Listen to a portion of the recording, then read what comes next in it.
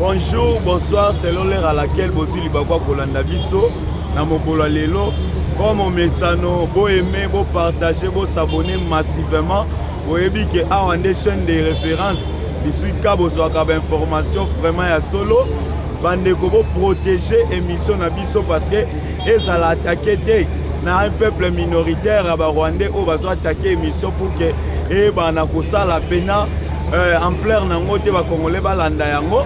Yango biso to la kisake toza une communauté ou tozali majorité face na bango baza minoritaire vraiment comme mesano lelo nazwa ko pesa bino information boye ba état de santé ya mboka na biso yango toko banda tozali na 3 sujets oyo tokolobela lelo comme mesano toza na 3 sujets na biso oyo toko solola lelo boye ba na 3 sujets wana tokolobela plus sujet oyo na kati ya Berlin badisika nini pour la République démocratique du Congo et comment intervention États-Unis et ba ko sala et sauver Congo boko yeba lisusu oyo tokosolola na kati ya Davos na kati ya Suisse sommet économique mondial les salama mais comment inclure Paul Kagame à participer na sommet wana te et tokoya lisusu komanyola il y a une grande réunion où salami na kati ya Tanzanie place où ba décision makase swami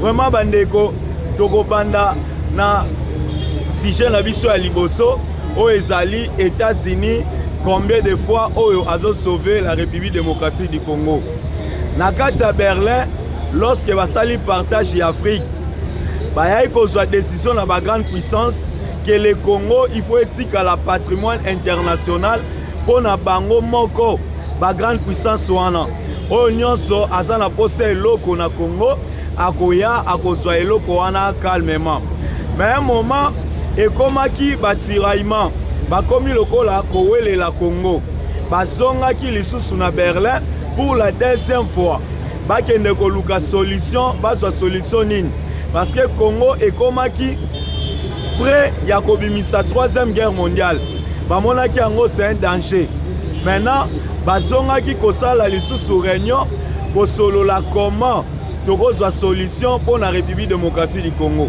solution oyo eyaki mingi na ngambu ya Union européenne bazwaki likanisi il a fallu kokabola la République démocratique du Congo chaque puissance azala na pays na ye comme province akomisi yango pays ezala sous protection ya puissance moko internationale yango bomona que les États-Unis avaient intervenir na point wana ya koya kozwa décision ya suka modo de ya suka bazwaki basalelaki ezalaki États-Unis nde muto ayaki nango États-Unis ay kozwa décision ya koloba ke Congo batika ngo mobimba ekoki kokaboma ata mukolo moko te Congo ekotikala kaka mobimba yango bomonaki comment na Berlin bayebaki na kopanzana batikaki décision ya États-Unis et bana ko fonctionner na kati ya Congo mais vu que l'Union européenne basalaki toujours na intention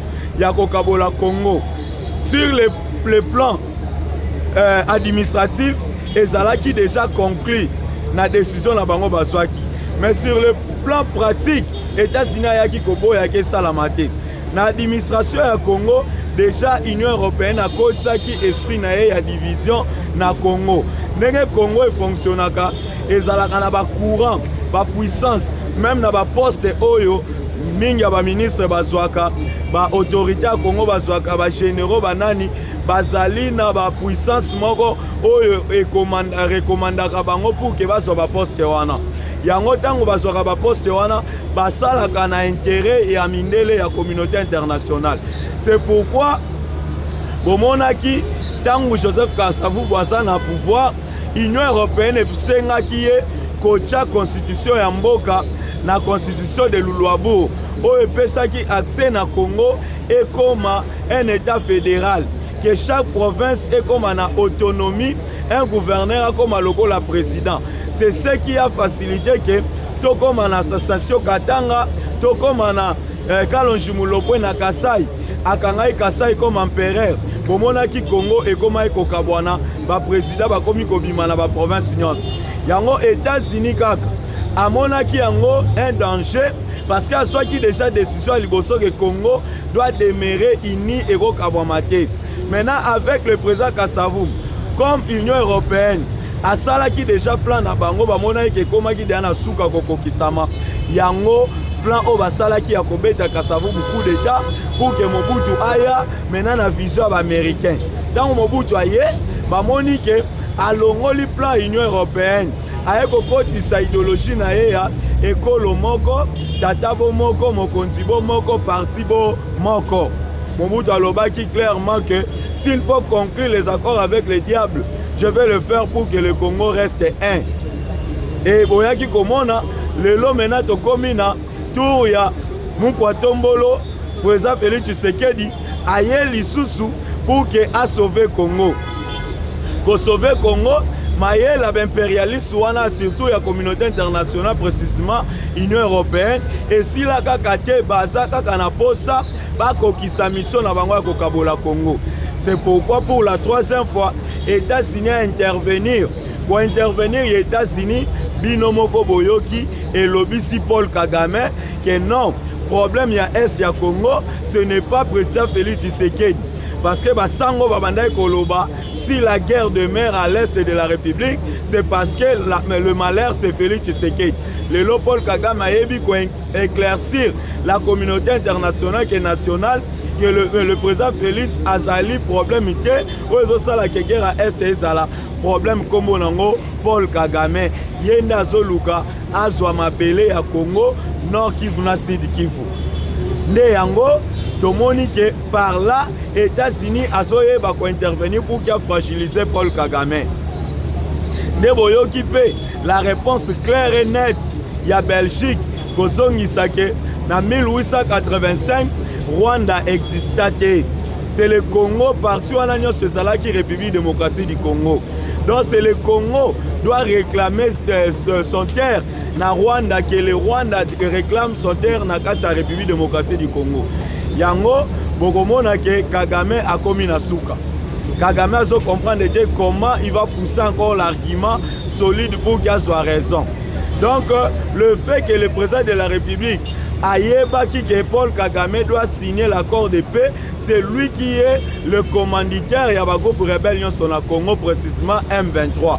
Yango monaki, le président ne voulait pas parler avec Bakabila, Bananga pour que ba discuter na bango pour la guerre ya Est. Ayebaki que fabricateur na bango eza Paul Kagame. Tango akangaki Paul Kagame catch, yango Paul Kagame e kondimake yende problème ya Est eza ye. Maintenant, le lot Kagame inclut Nakati, il y a un grand sommet économique Nakati à Davos, na Suisse. Kagame a ça inclus pourquoi? Nakwebi Sabino que diplomatie à président de la République et ça li que est fragilisé Kagame sur tout le plan. Kagame a bandai kozala invité d'honneur Nakati à sommet économique du monde. Pourquoi? Parce que c'est Kagame au yabanda côté la communauté internationale minéré à Mouyibi à Congo. Abanda koyiba minéré à Congo, à ce que côté quand la communauté internationale. Maintenant lorsque Azalaki marché na bango côté que la bango, c'est pourquoi à chaque fois si y a un sommet économique mondial, Kagame Azalaki à la tête na invitation d'honneur. Au bakoyamba en honneur parce que yende mutako c'est la bango mbongo. Maintenant pendant que le président de la République a sali diplomatie, le Congo est maintenant sur la scène internationale.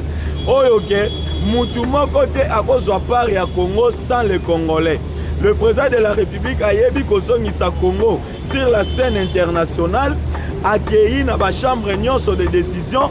Congo lelo azali membre non permanent du Conseil de sécurité et vice-président de l'Assemblée générale des Nations Unies. Il n'y a aucun pays où il y a décision dans le Congo. C'est pourquoi le président Félix Mena, na place de Paul Kagame, batindi invitation d'honneur en Afrique chez le président Félix Tshisekedi. Parce que Paul Kagame a bandé côté que la Bango et ça biloko ya Congo.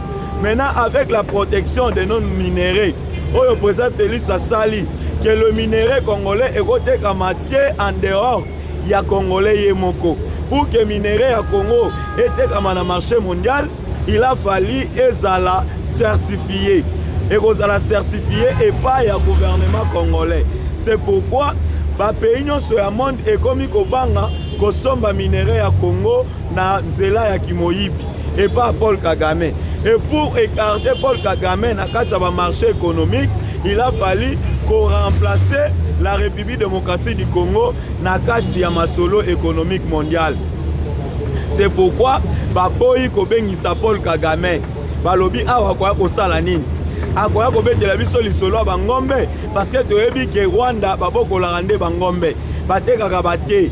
Maintenant awa sommet économique oyo ezali na ba enjeu moko ya minerai, ezali na ba enjeu moko horizon 2030-35 oyo baza na pensée déjà ya kolongola na étape ya mutuka ya carburant tokoma na mutuka chargeable. Maintenant ba batterie oyo kobanda tambusa mutuka wana c'est fabriqué sur base ya lithium oyo Congo ezo préserver 80% ya réserve mondiale.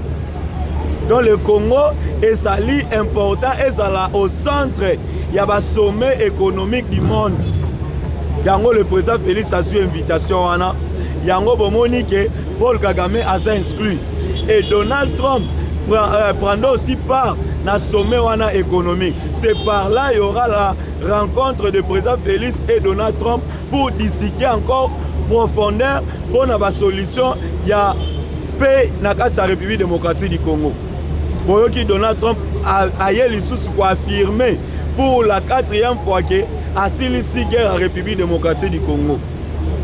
Donald Trump a sobé tambela wana pour boyeba ke la guerre à République démocratique du Congo ezalaki travaillé et fabriqué par les Américains. C'est eux-mêmes les Américains qui ont décidé ya kosilisa guerre wana. Bandeko botala ta banche de l'air. Ceux qui vont l'année à un mouvement Makambozo Salamasiko bokoyeba ke la guerre ya Est Sili. Paul Kagame a commis mutumoko boye dédaigné na kati ya ba grande conférence na kati ya ba sommet minene na monde. Jamais bako yambaye. Bandeko lelo sommet munene zo salama na kati ya Zambie. Réunion wana zo salama na kati ya Zambie. Pourquoi le président Zambie il faut convoquer réunion wana? Ba président mingi ya SADC ya Sirechel basa la kati ya réunion wana. Ba koti réunion pourquoi? Awa entre les nations y a que les intérêts. Basali na dossier ya kozala mike. Basaka kana dossier ya intérêt. Zambia ekotala ke soki lelo corridor de Lobito et Salami Zambia za bénéficiaire. Soki et Salami te vi ke ba désordre des alliés Zambia za perdant. Dans ce cas il faut à préserver, à protéger aux ezali ba intérêt na ye. Tango ko protéger ba intérêt na ye, eza na condition kaka moko ya ko mettre M23 libanda ya Congo. Ya ko sala nyonso pour que Congo ezwa kimia. Na kati ya réunion wana na Zambie, ba président nyonso ba décider ba lobi ke tant que la RDC ko zwa kimia te, l'Afrique est ko développer te. Bon, eloko ni nezo sala ke la RDC zwa kimia te ezali pays Rwanda. Dans ce cas, il a fallu qu'on fragilise Rwanda pour que Congo ezwa kimia. C'est pourquoi le président zambien a bêti c'était koyebisa ba président nyonso ya Sirechel, ya SADC ke ndenge eza boye ye Zambie azosala nyonso kotinda basoda na ye na Congo pour que babunda baprotéger surtout bandi oyo tokotonga corridor de Lobito ezala protéger parce que ye azo ko faire partir na ba pays oyo ko bénéficier na corridor de Lobito. Aza vraiment na décision ya kosala nini ya koya ko sauver la République démocratique du Congo. Ba pays belé ba moni ke kotika Congo na kati ya ba désordre oyo ezali banzala na bamboka na bango be économie na bango ekokweya. Parce qu'avec le système il y a président Félix Asali, aucun pays d'Afrique à côté ka minéré na biso akoyi bango na kimoyiba kende koteka. Et que ça la maté de protéger déjà minéré na biso. Dans ce cas pour que ozoignon ce ça na Congo, il faut entrer par la grande porte. Il faut que dans la grande porte pour que ozo minéré à Congo. Toebisi bango bako sambwa bandeko na ngai bomoni ndenge Kabila komi bilela lela le président kendaki Togo lobby après 2 voyages Angola lobby président kendaki Togo nani azosala ke président kende bamboka babenga na bamboka wana eza Joseph Kabila kolela na ye mena apesi ba européen ba précisément la France apesi bango ba sauver bango. Or soki to sauver Kabila to laver Paul Kagame. Or chance penza mbala kate Kabila ke kosenga dialogue na Angola non to kende na dialogue na kopesa condition na ba M23 baye bakobima na mboka nyonso bakende kovanda na Bunaganda. So ina pesi ordre wana bakoyokanga. Mbala moko le président Lorenzo abengi président Fachi ya koyoka makambo ezolobama awa. Président ki ayoki alobi na Kabila boye. Kabila bima na chaîne internationale aloba makambo nyonso ayebisi président Lorenzo kenga mokonzi ba M23 ngai nde na ndimi ke non soki toke na dialogue na opesa ordre ba M23 babima bakende vanda na Bunaganda. Or Kabila kosala ngote pourquoi? C'est parce que na massacre oyo M23 sali na kati ya Est ya Congo et comme problème international il y a droit de l'homme ezolandelango. La CPI est derrière bato basali wa massacre wana bakozala pardonner te. Maintenant Kabila kolinga kondima te soit soki Kabila ndimi ke ngande mokonzi ba M23 ça c'est pour laver Paul Kagame. Or lui-même Paul Kagame vient d'affirmer que Kabila azala e patin ya pamba nanga aza patin Katumbi aza patin nga maître na bango Paul Kagame bazongi na maloba ya président Félix Tshisekedi. Je vais pas discuter avec le patin, je vais discuter avec leur maître. Bomoni que leur maître a confirmé, c'est bien lui le président Félix Azosa la politique ya précision. Politique moko ezali na ba précision na kati. Le président savait on ne peut pas discuter avec Kabila parce que après avoir discuté avec Kabila, Kagame va fabriquer encore une machine pour détruire le peuple congolais. C'est pourquoi il faut aller discuter avec Kagame directement pour paralyser, neutraliser cette agression rwandaise, pour que la paix revienne dans la République démocratique du Congo. Bandeko, makambo oyo baluka ki basu yango. Le président de la République s'est bien préparé pour guerre Oya Est.